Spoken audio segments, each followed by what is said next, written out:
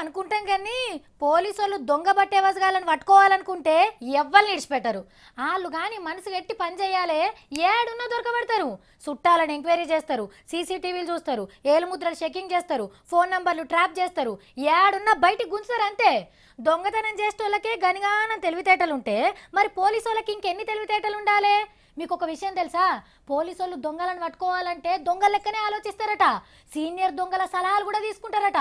ఎక్కడ అమ్ముతారు, ఏడ సొమ్ము కూడా పెడతారని. సిబిఐ ఆఫీసర్లమని మొన్న హైదరాబాద్ ముత్తూట్ ఫైనాన్స్ కంపెనీలకు జోర్రి 40 కేజీల బంగారం ఎత్తుకోయారు కదా.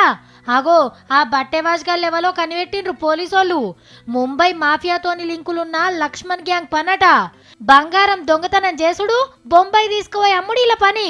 మొత్తం 6 కలిసి చేసిన దొంగతనంలా 2 ముంబై కాడ దొరకబట్టిండ్రు పోలీసోళ్ళు. వాళ్ళని లోపటే చూతికితే దొంగతనం ఎట్లా చేసినాం అన్నది మొత్తం చెప్పిర్రు. కానీ ఇది ఇవాళ అనుకొని రేపు చేసిన దొంగతనం కాదుల్లో, పెద్ద సినిమా కథనే ఉన్నది.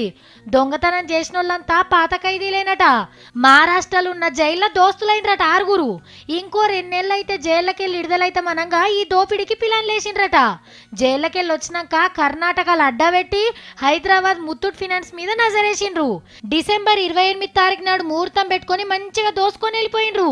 వాళ్ళు వచ్చిన కారు కూడా దొంగతనం చేసిందే.